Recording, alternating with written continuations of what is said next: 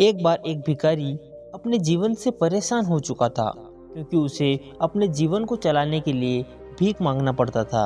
उसे हर एक चीज़ के लिए भीख मांगना पड़ता था। इसी बात को लेकर वह दुखी रहता और दिन भर यही सोचता कि उसके जीवन में बदलाव कैसे आएगा।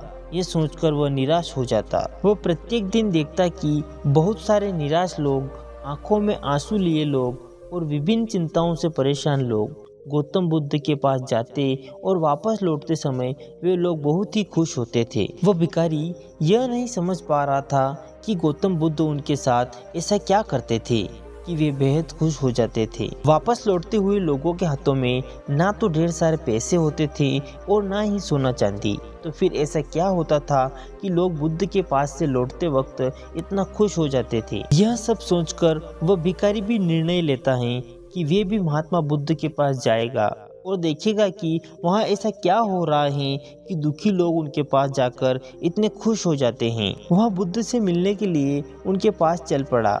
जहाँ बुद्ध मौजूद थे वहाँ बहुत लंबी लाइन लगी हुई थी। वह भिखारी भी उस लाइन में लग गया और लाइन में लगकर अपनी बारी का इंतजार करने लगा। देखते ही देखते उसकी बारी आई और उसने बुद्ध से कहा, बुद्ध, मैं बहुत ही गरीब हूँ, मेरे पास कुछ भी नहीं है, मुझे अपना जीवन जीने के लिए दूसरों से भीख मांगनी पड़ती है। अब आप ही बताइए कि मैं अपने जीवन को कैसे बेहतर कर सकता हूँ। यह सब सुनकर बुद्ध ने कहा, तुम गरीब नहीं हो, तुम्हें ऐसा लगता है क्योंकि आज तक तुमने किसी के लिए कुछ भी नहीं किया, ना ही तुमने कभी किसी को दान दिया, ना ही तुमने दूसरों के लिए कुछ किया।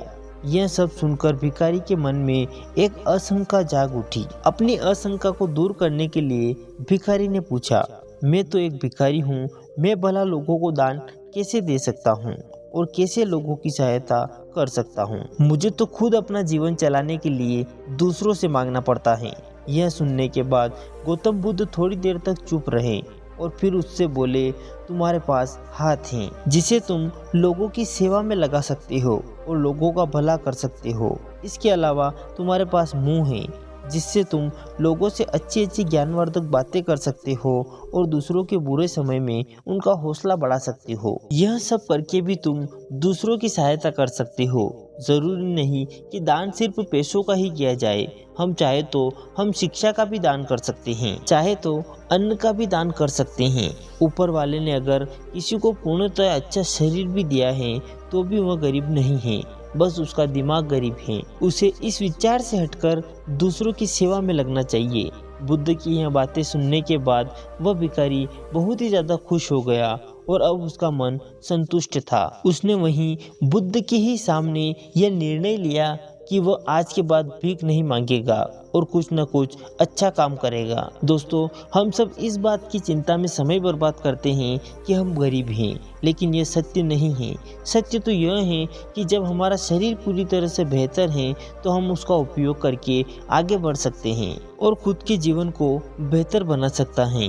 अगर कोई व्यक्ति सिर्फ अपनी गरीबी पर ध्यान दे पर उसे बदलने की कोशिश ना करे तो वो मूर्ख हैं। इसके अलावा हमें इस कहानी से यह सीख मिलती है कि दान सिर्फ धन का नहीं बल्कि शिक्षा, भोजन, अच्छे विचारों आदि सभी का भी हम कर सकते हैं। अगर आपके पास धन नहीं है तो आप शिक्षा का दान कर सकते हैं या फिर आप दूसरों के लिए अच्छे विचारों का दान कर सकते हैं और इन दोनों से अंततः हमारे समाज का भला ही होता है और हमारा समाज ऊपर की ओर उठता है। हमारा एक छोटा सा विचार, हमारी एक छोटी सी बात किसी के लिए कितना असर कर जाए इसका अनुमान लगाना भी मुश्किल है, क्योंकि आपके द्वारा कहे गए शब्द किसी की जिंदगी बदल सकते हैं। उम्मीद करते हैं दोस्तों इस छोटी सी कहानी के माध्यम से आपको ज़रूर ही कुछ सीखने को मिला होगा। अगर वीडियो पसंद आया हो तो वीडियो को एक लाइक ज़रूर कर दें, साथ ही चैनल पर नए हो तो चैनल को सब्सक्राइब करना ना भूलें।